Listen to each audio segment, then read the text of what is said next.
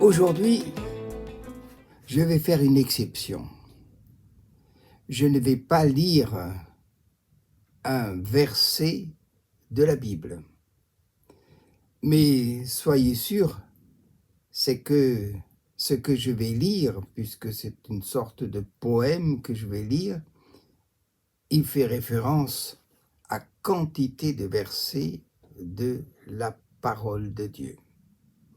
Alors, c'est un poème, sans être un poème, mais c'est surtout, à mon sens, une sorte de testament. De testament de quelqu'un qui fait le tour de sa vie, et puis aussi de ses connaissances bibliques, et qui, tout simplement, exprime par des phrases très courtes, par des paroles très courtes, ce qu'il y a lieu de faire et surtout de ne pas faire. Ce qui est important, et puis ce qui ne l'est pas. Alors, je vous propose tout simplement de prendre connaissance de ce texte que j'ai trouvé dans une revue, mais dont on ne connaît pas l'auteur. C'est très bien parce que ça pourrait être n'importe qui. Et en tout cas, l'auteur, c'est le Seigneur, ou plutôt l'Esprit du Seigneur, le Saint-Esprit. Et il a donné comme titre à ce texte celui-ci, « Ce qui importe ». Peut-être que certains d'entre vous le connaissent. Ce qui importe. Et il commence. Ce qui importe, ce n'est pas d'être heureux, mais de rendre heureux les autres. Ce qui importe, ce n'est pas d'être aimé, mais d'aimer et d'être en bénédiction à d'autres. Ce qui importe, ce n'est pas de jouir, mais de partager. Ce qui importe, ce n'est pas de s'imposer, mais de renoncer à soi-même. Ce qui importe, ce n'est pas de trouver la vie, mais de la perdre. Ce qui importe, ce n'est pas que nous vivions longtemps, mais que notre vie ait trouvé son vrai sens. Ce qui importe, ce n'est pas ce que nous faisons, mais comment et pourquoi nous le faisons. Ce qui importe, ce n'est pas ce que pensent et disent de nous les gens, mais ce que nous sommes devant Dieu. Ce qui importe, ce n'est pas d'avoir beaucoup de connaissances, mais de mettre en pratique la connaissance que nous avons. Ce qui importe, ce n'est pas que nous paraissons être, mais ce que nous sommes vraiment. Ce qui importe, ce n'est pas que la souffrance nous épargne, mais que les souffrances atteignent en nous leur but.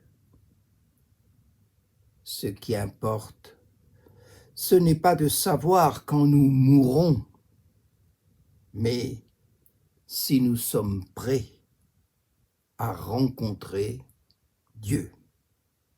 C'est la fin du poème, du testament. Vous avez peut-être pu vous rendre compte qu'il se réfère à beaucoup de passages de la Bible. Et c'est assez extraordinaire. Alors, il cite à la fois les erreurs qu'il ne faut pas commettre. Et puis, c'est un condensé de l'essentiel de ce qu'il faut faire. Comment vivre?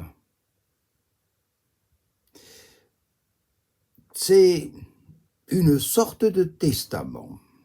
C'est quelqu'un qui a vécu, qui a vu beaucoup de choses, qui a connu, qui a traversé plein de situations, de circonstances, et qui, là, sur une page blanche, écrit. Il écrit à la fois en tenant compte de ce que dit la Bible et des erreurs, malheureusement, qu'il a commises et faites.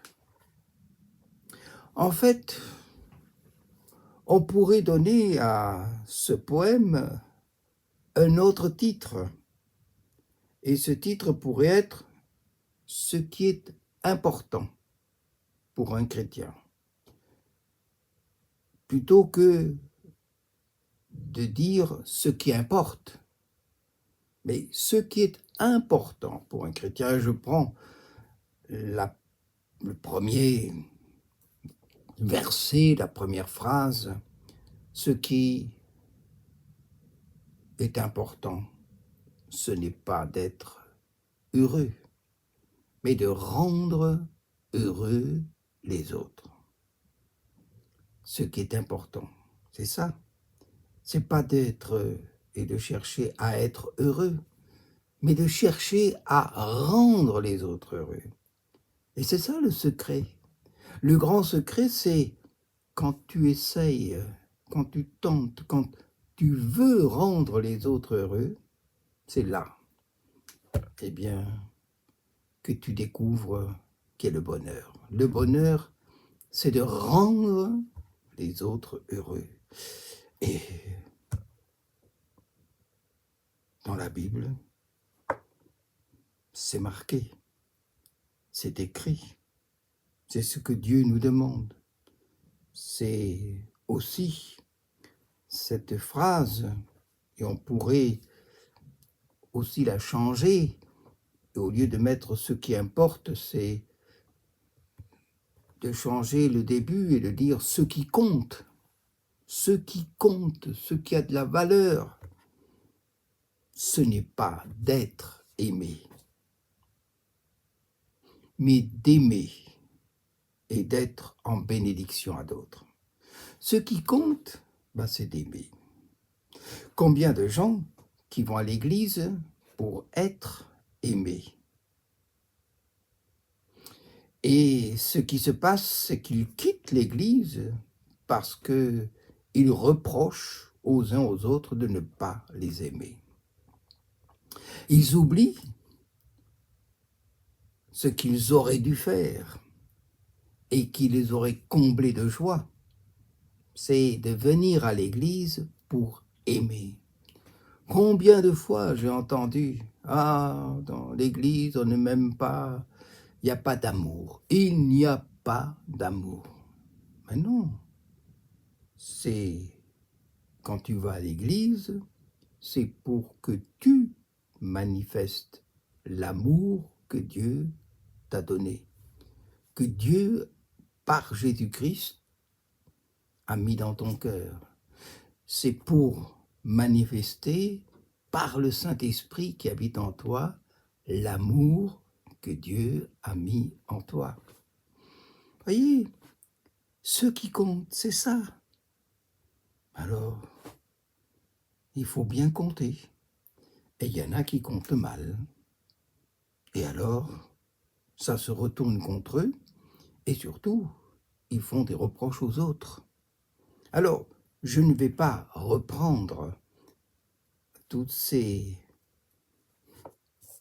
phrases très belles, très justes, et je pourrais simplement vous dire, si vraiment ce poème, ce texte vous a touché et que vous voudriez l'avoir à votre portée, eh bien, il suffit de nous adresser un SMS, un email pour le demander, et c'est avec joie que nous vous enverrons la copie de ce texte.